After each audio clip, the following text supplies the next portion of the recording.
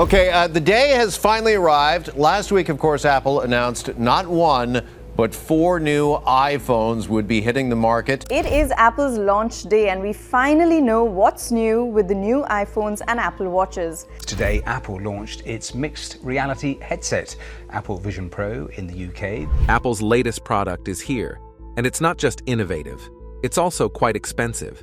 Picture a device that completely changes how we use technology, made with eye-catching, luxurious materials. It's designed to provide a smooth and exclusive experience, enhancing every feature and function. Imagine how it could transform your daily routine in unexpected ways. How will you adapt to this technological revolution? Join us to discover what makes Apple's new device a game changer. Unveiling the slickest iPhone ever. Apple's newest iPhone might be smaller, but it's the most expensive one yet. On this episode of the All Future podcast, we're diving into all things Apple, from tech to AI, and discussing the latest leaks and updates. Thanks for tuning in, and if you haven't subscribed yet, we'd love your support by subscribing. Today's big topic is about Apple products, starting with the AirPods Max. There are rumors that these high-end headphones might get a new version soon. Surprisingly, their price has dropped to an all-time low, which is quite unusual. Since their launch, the AirPods Max haven't been updated. They're still the first generation. They're also the only Apple product still using a Lightning port, while others like the AirPods Pro have moved to USB-C. Almost every other Apple device has switched to USB-C, making the AirPods Max stand out. The AirPods Max are top-notch, over-the-ear headphones praised for their excellent noise cancellation. They are well-reviewed for their superb sound quality, which is enhanced by features like Dolby Atmos for spatial audio. Although they are a bit heavy, the superior sound experience compensates for this drawback. But there's more to consider. For the next version, switching to USB-C and reducing the weight would be great. A lower price would be nice too. However, I'm not sure reducing the battery to make them lighter is a good idea. Right now, they last long enough for long flights with noise cancellation, which is pretty good. The weight is partly due to the build quality. The aluminum gives them a premium feel, which you expect from a pricey product. They still sell for $549 from Apple, which is a lot for headphones, even with discounts dropping them to $380. Now, let's talk about the iPhone. We're looking at the upcoming iPhone 17 and a brand new model, the iPhone 17 Slim. This new phone has tech fans excited and curious. What new features and improvements will these models have? That's what we'll explore as we look into the latest in Apple's ever-changing tech world. But this isn't the most surprising part. There's always something new and unexpected in the tech world, and Apple's next move could surprise us all. Let's keep digging into what's next. It looks like the latest news about Apple's plans matches what we've been hearing. They want to make their thinnest device yet, similar to the new iPad's design, across all their products. This new model sounds really interesting. It seems to be in between the Pro and Max models in size, with dimensions close to the Max, but with the performance and battery life to justify a $1,300 price tag, making it their most expensive option. Interestingly, this device might have an LTPO display. LTPO stands for Low Temperature Polycrystalline Oxide. This tech improves the OLED display by adjusting refresh rates better, which Apple calls the ProMotion display. It looks like this new model could take these features even further. There are also talks that this new model, possibly called Slim, could have the same specs as the 17 Pro model. This includes 12 GB of RAM and a triple 48-megapixel rear camera setup, which could improve digital zoom. The device might also have the A19 Pro chip, which means it will have a lot of processing power. What's really interesting is that this Pro model could be a bit smaller and thinner, making it more appealing when people hold it, offering a more premium feel than the larger models. If Apple releases this as the only model with these features at $2,300, it could attract a lot of buyers. Especially if it has the same design style as the iPad Pro, it might become a must-have. But this isn't the most exciting part. As we get closer to the release of the iPhone 16 towards the end of 2024, Apple might be preparing for a full rollout of advanced intelligence features by the end of 2025. These features will probably be introduced step by step, starting with basic functions and then adding more. The new model might also tackle the issue of having high-performance tech without losing battery life, especially in a slim design. It will be fascinating to see how Apple balances these upgrades, especially with user demands that could affect battery life on devices packed with new AI features. However, this isn't the end of the story. Apple is known for surprising us with new innovations, and the next few years could bring even more unexpected developments in their devices. Let's dive into the topic. It looks like the future might be all about big smartphones, and I'm all for it. There's something really handy about having a big phone. I love big phones and prefer them over tablets. Even though I have a tablet, I rarely use it unless I need a stylus for specific projects. My iPhone is my go-to device for everything, watching videos, updating spreadsheets, and more. With all these exciting updates from Apple, let's keep the conversation going as we anticipate more innovative breakthroughs, tracing the evolution of Apple's screen sizes and new iPhone models. Now, it seems like the trend is moving towards even bigger screens. They might make them a bit slimmer in new models, and I'm curious to see what's next. The variety might remind you of the iPad series from mini to Pro versions. It's a bit confusing, especially since some iPad prices don't make sense. Speaking of models, let's talk about the new iPhone versions like the iPhone 17 series, which might include the 17 Plus, 17 Slim, and 17 Pro Max. It's a bit puzzling, right? They might even drop one of these versions to make things simpler. Now, let's talk about the iPhone SE, which is popular with those who like smaller, cheaper phones. Rumors say the SE will soon look like the bigger iPhone 16, possibly coming out in 2025. This change includes switching from a Lightning port to a USB-C port, which most people will like, although some might be annoyed because they're used to the old cable. Also, the SE might lose the home button and use face recognition technology instead. This could upset some longtime fans who like the button. The screen size is also expected to grow from a small 4.7 inches to over 6 inches, with an OLED display. This is a big change that might not sit well with fans of smaller devices. But Apple probably has a lot of data to back up their decision to make the SE bigger. They likely think that even if there's some pushback at first, people will get used to and like the larger model. Other upgrades for the SE include an all-metal body and a high-resolution rear camera, which should attract customers looking for good features at a lower price. But remember, it's all about adapting to changes and seeing how these updates work in real life. The next generation of smartphone cameras is getting better, with a new standard of 48 megapixels. This means that devices like the SE model will have both 1x and 2x zoom, which is an improvement from the single camera setup they used to have. These new phones are expected to come out between March and May 2025 and will cost around $499 to $549. Interestingly, the iPhone 16 will be released in September of the same year. It will have similar features, but at a much higher price of about $799. This pricing raises questions, because it's offering almost the same technology for almost double the price within just 6 months. The SE model, expected to have a 6-inch display, will be very similar to the iPhone 16. This makes people wonder if they really need the more expensive model when the SE seems just as good. Both phones are likely to have the same A18 chip, although there might be slight differences in RAM, meaning performance will be pretty similar. There is a rumor that the SE might have less AI capability, possibly because of lower RAM. This could be Apple's way of making the iPhone 16 more attractive for those who want advanced features. Another possibility is that Apple could charge a monthly fee for AI features, which would be a new way to make money beyond the initial price of the phone.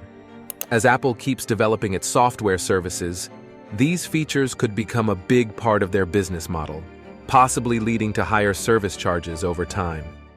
Many users don't realize how many services they are subscribed to, showing how device capabilities and services are becoming more connected, shaping how we choose and use technology. But this isn't the worst part. These new changes might mean we end up paying more for features that we didn't even realize we were using, making our phones more expensive in the long run. It all began with a simple click. Pressing that one button let me switch to my phone and explore the new screen sharing features in iOS 18. I was excited because now I could easily send messages to Android users right from my phone. When I told Matt and Ryan, they quickly pointed out that I was late to the game. This feature had been available for a while.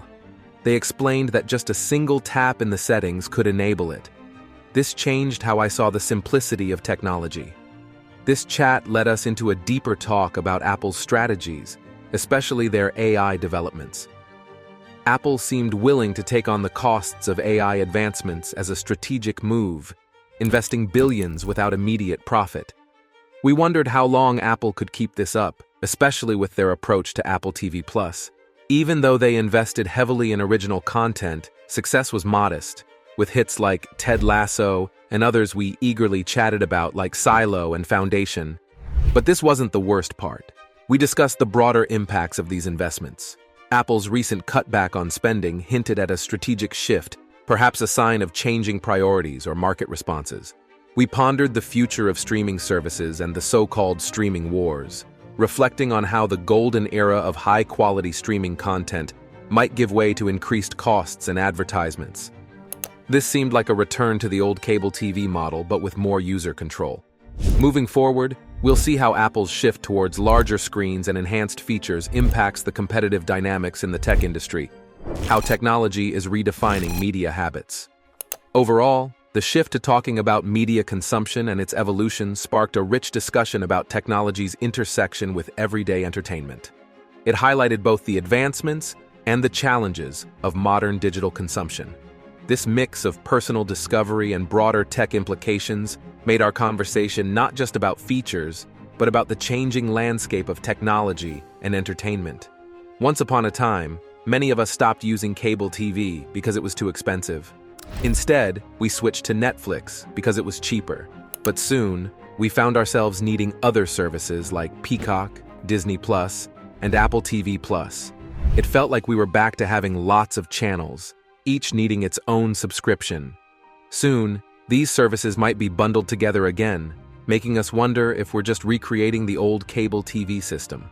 The movie industry has similar problems. They spend a lot of money on a few big movies.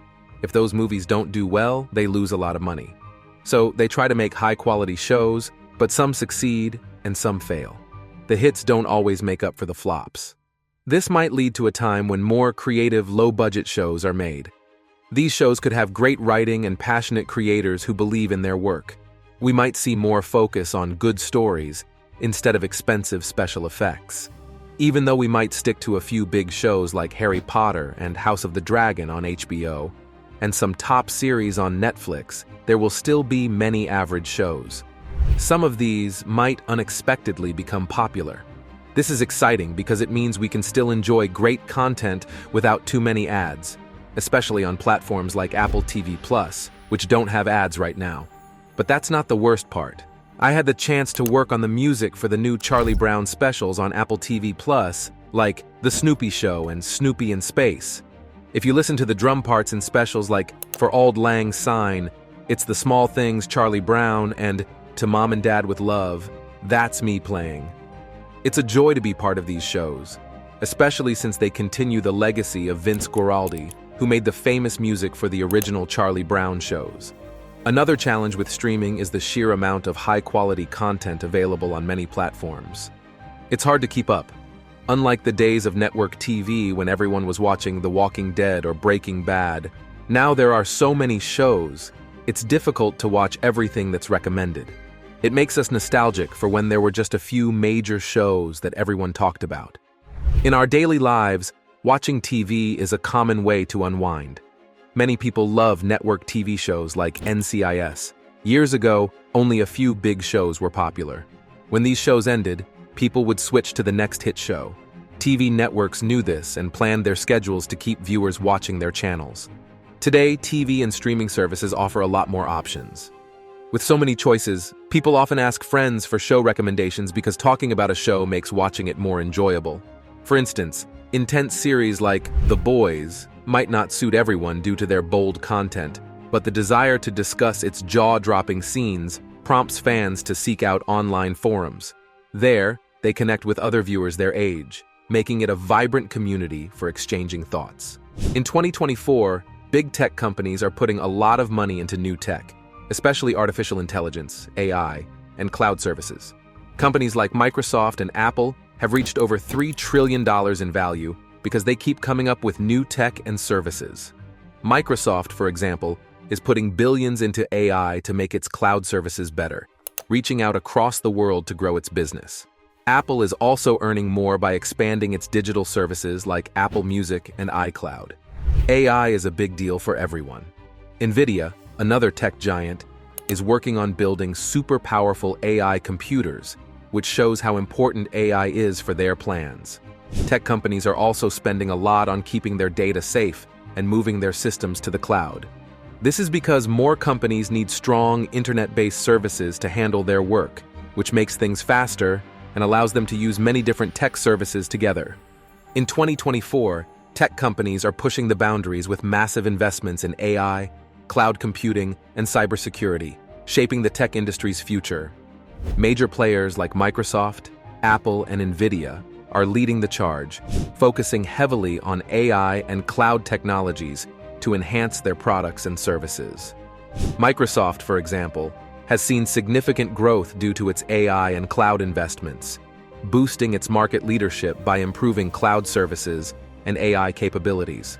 This focus has led to a remarkable 33% increase in their profit, reflecting the strategic importance of their AI-driven initiatives.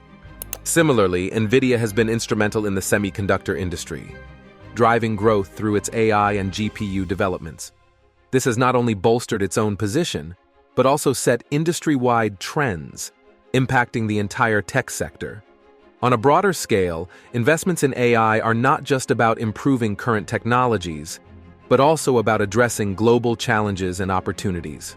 For instance, AI applications are being tailored to meet specific needs in healthcare, climate tech, and cybersecurity, providing innovative solutions that promise substantial economic impacts. The global investment in AI is expected to reach impressive figures by 2025, with countries like the United States and China leading in total investment amounts. However, smaller regions are also emerging as significant players by focusing on niche areas like ethical AI in Europe or leveraging strong educational infrastructures in India. These investments are paving the way for a future where AI not only enhances business operations, but also drives new forms of innovation across various industries.